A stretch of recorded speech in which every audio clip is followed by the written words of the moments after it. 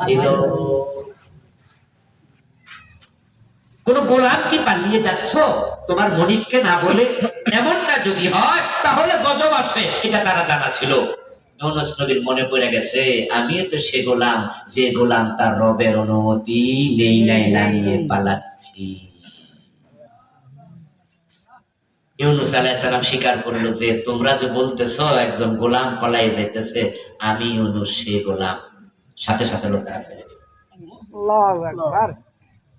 ইউনূস আলাইহিস সালাম পানিতে পড়ে ভরে যা করলে এটাও চান নাই, বরং তিনি একটি বড় মাপের মাছকে বললেন, মাছ যাও আমার ইউনূসকে গিলে ফেলো। এখন মাছ ইউনূসকে গিলে ফেললো। মাছের পেটে যাওয়ার পরে ইউনূস আলাইহিস সালাম দেখে কি অন্ধকার জায়গা, সারসে কামে তো অন্ধকার। এখানে তিনি থাকলেন, পড়ে থাকলেন, কিছুদিন চলে গেল। এখন তার মনে পড়লো আমি আমার রবের সাথে যে বেয়াদবিটা করে ফেলেছি, তার অনুমতি নেই নাই, চলে যাচ্ছিলাম এলাকা ছেড়ে। এখন আমি একটু ক্ষমা চেয়ে নেই। তিনি বললেন লা ইলাহা ইল্লা আনতা সুবহানাকা ইন্নী কুনতু মিনাজ জালিমিন। আল্লাহ আমি জালেম, আমি ভুল করছি, আমি সরি। কথা বুঝছেন কিন্তু? আল্লাহ আমি ভুল করছি, আমি জালেম, তুমি ছাড়া ইলাহা নাই, তুমি পুত পবিত্র, আমি তোমার অনুমতি ছাড়া চলে যাচ্ছিলাম, আল্লাহ আমার ভুল হয়ে গেছে। রহমান বলে ঠিক আছে, যেহেতু তওবা করছো তোমাকে আপাতত। মাছকে আল্লাহ বললেন যা মাছ বমি করে দে। ওই মাছ ইউনূস আলাইহিস সালামকে বমি করে দিলেন। তিনি স্বীকৃতি পেয়ে গেলেন। 40 দিন আল্লাহ বন্দী করে রাখলেন। কোরআন মাজিদ আল্লাহ তাআলা বলেন ফালাউলা আন্নাহু কানা মিনাল মুসাব্বিহিন লালাবাসা ফি বাতনিহি ইলা ইয়াউমি ইউবআসুন। ইউনূস যদি মাছের পেটে ইস্তিগফার না করত, তাসবিহ না পড়ত, তাওবা না করত, আমি ইউনূসকে মাছের পেটে কিয়ামত পর্যন্ত বন্দী করে রেখে দিতাম। সুবহানাল্লাহ। আপনাদের কাছে আমি জবাব চাইবো, জবাব দিন। ইউনূস কি সাধারণ মানুষ না নবী? নবী।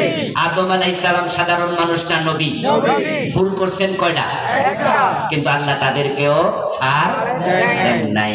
আর আমরা নবী না, সাহাবী না, তাবী না, তাবে তাবী না, আমরা তো এক একজন ছোট্ট ছোট্ট বান্দা। তো আমরা এত গুনাহ কইরা জান্নাতের স্বপ্ন কেমনে দেখি? চাইলে জান্নাত পাওয়া যায় না। জান্নাত পাওয়ার জন্য নবীর আদর্শ জীবনে লালন করো। যেখানে থেমে যাবে পারবে না, সেখানে তাওবা করো। প্রিয় ভাইয়ের, এখন নবীজির জীবন আমাদের মডেল, উনাকে মানবো সব জায়গায়। এখন মানাটা শুরু হোক তার জীবনের লক্ষ্য থেকে। সূরাতুস সাফ 9 নম্বর আয়াতে নবীজির জীবনের লক্ষ্য কি আল্লাহ এই আলোচনাটা করছেন। এখন নবীর জীবনের লক্ষ্যের সাথে আমাদের জীবনের লক্ষ্য মিলানো দরকার আছে না নাই? আছে। কাজ আগে না লক্ষ্য আগে? লক্ষ্য আগে। Yes, পরিকল্পনা আগে, কাজ শুরু হয় পরে। নবীজি হলেন আমাদের জন্য রেলগাড়ির ইঞ্জিনের মতো, আমরা হলাম রেলগাড়ির ডাব্বার মতো, বগি। ইঞ্জিন থাকে সামনে, ডাব্বা থাকে পিছনে। যদি ইঞ্জিনের সাথে বগিটা অ্যাটাচড করে দেয়া যায়, তাহলে ইঞ্জিন যায় যেখানে, তার বগিকে টেনে টেনে নিয়ে যায় সেখানে। রাসূলের জীবনের লক্ষ্যের সাথে লক্ষ্য মিলিয়ে কাজ শুরু করো, নবীজি টেনে টেনে আল্লাহর জান্নাত পর্যন্ত নিয়ে যাবেন ইনশাআল্লাহ। ইনশাআল্লাহ। আমরা বেহেশতে যেতে চাই, সবাই যেতে চাই। এখন যাওয়ার জন্য নবীকে অনুসরণ শুরু করি। লক্ষ্যটা কি ছিল? এই জায়গাতে বাংলাদেশের মানুষের গ্যাপ খুব বেশি। তারা রাসূলকে মানতে চায়, ভালোবাসতে চায়, কিন্তু রাসূলের জীবনের লক্ষ্য কি এটা অনেকে মানেও না, আবার অধিকাংশ জানেও না। রাসূল দুনিয়া কেন এসেছেন আল্লাহ তাআলা 3 সূরাতে বলেছেন। সূরাতুস সাফ আয়াত নাম্বার 9, সূরাতুল ফাতহ আয়াত নাম্বার 28, সূরাতুত তাওবা আয়াত নাম্বার 33। 3 সূরাতে এক কথা 3 বার বলছে, হুয়াল্লাযী আরসালা রাসূলাহু বিল হুদা ওয়া দীনিল হাক্কি লিইয়ুযহিরাহু আলাদ দীনি কুল্লিহি। আল্লাহ তিনি যিনি তার রাসূলকে কোরআন দিয়ে দ্বীন হক ইসলাম দিয়ে পাঠিয়েছেন, উদ্দেশ্য শুধু একটা, লিইয়ুযহিরাহু, তিনি জমিনে ইসলামের বিজয় করবেন। সুবহানাল্লাহ। নবীজির জীবনের লক্ষ্য ছিল ইসলামের বিজয়।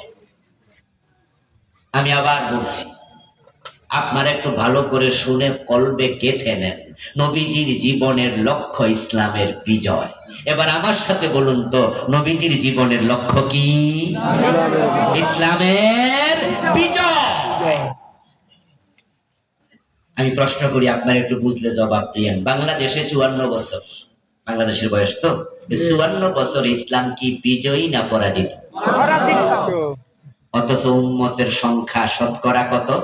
90%। 92, 2% বাড়ছে কত গণনায়। আগে ছিল 90, এই যে কয়দিন আগে জনশুমারি গেল তো বছর দেড়েক আগে, এটাতে 2% বৃদ্ধি পেয়েছে। বাংলাদেশে মুসলমানের সংখ্যা এখন 92। আচ্ছা, 92% মুসলমানের দেশে ইসলাম যদি পরাজিত হয়, তাহলে প্রমাণ হয়ে গেল এই উম্মতগুলো রাসূলের জীবনের লক্ষ্যের সাথে তাদের জীবনের লক্ষ্য মিলাতে পারে না। অথচ আমরা 92%। এই দেশের পীর সাহেব আছে লাখ লাখ, মসজিদ আছে 3.5 লাখের বেশি। তাবলীগ জামাতের সবচেয়ে বড় ইজতেমা হয় কোন দেশে? বাংলাদেশে। দেখেন, টুপিওয়ালা, দাড়িওয়ালা, পাঞ্জাবি পায়জামাওয়ালা, এত বোরকাওয়ালা, আলহামদুলিল্লাহ, এত টুপিওয়ালা মানুষ পৃথিবীর কম দেশে আছে। আমি মিশরে কায়রো রাজধানীটা, সেখানে একটা বড় মসজিদ আছে, হযরত আমর ইবনুল আস রাদিয়াল্লাহু তাআলা আনহু নামে মসজিদ আমর ইবনুল আস। তো ওখানে মসজিদটা সফরে দেখতে গেলাম। আমার ভাইয়েরা, মিশরের কয়েকজন ভাই আমাকে বললেন, চলেন মসজিদটা ঘুরে আসি। চলেন। জোহরের আজান হলো, দেখলাম একজন ব্যক্তি আজান দিতেছে, গায়ের মাঝে একটা শার্ট, পরনে একটা ঢোলা পায়জামা, মাথায় টুপি নাই, মুখে দাড়ি নাই, একবারে ক্লিন শেপ, টুপি নাই, শার্ট গায়ে, ঢোলা একটা পায়জামা, আজান দিচ্ছে। আজানের কিছুক্ষণ পর আমি উজু টুজু করে সেখানে সুন্নাহ পড়লাম, বসে থাকলাম। এবার অপেক্ষা করছি ইমাম আসবে। দেখি ওই ব্যক্তি মাইকের সামনে দাঁড়াইয়া একামত দিল, কিন্তু ইমাম দেখতেছি না। একামত শেষ, এই বেটা খাড়াইয়া আল্লাহু আকবার ইমামতি শুরু করে দিল। মানে আজান দিয়ে দিছে, একামত দিয়ে দিছে, ইমামতিও, কিন্তু এর গায়ে কি? মাথায় কি নাই, মুখে কি নাই। বাংলাদেশে হলে কিরানি বাদ করা মানুষ, এত বড় মূর্তি। সুন্নাহর ক্ষেত্রে দেখেন, টুপি, আমরা আমাদের বাংলাদেশে ইমাম টুপি ছাড়া ইমামতি করবে এমন ইমাম 3.5 লাখ মসজিদের মাঝে কয়জন আছে? আমার মনে হয় একজন। আমার বন্ধু রাসূলুল্লাহ সাল্লাল্লাহু আলাইহি ওয়াসাল্লামের জীবনের লক্ষ্যটা আমরা বুঝলাম না। আমরা টুপি বুঝলাম, দাড়ি বুঝলাম, পাঞ্জাবি বুঝলাম, পাগড়ি বুঝলাম, আলহামদুলিল্লাহ, এগুলো ভালো, এগুলো লাগবে।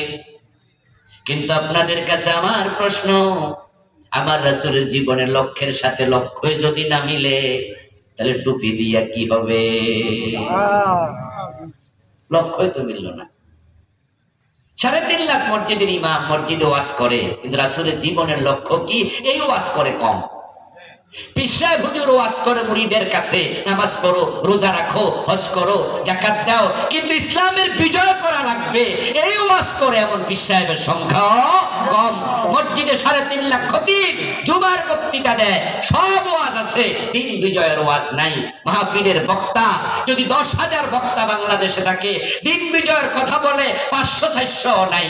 দিন বিজয়ের কথা কম বলার কারণে 54 বছরে দিন বিজয় হয় নাই।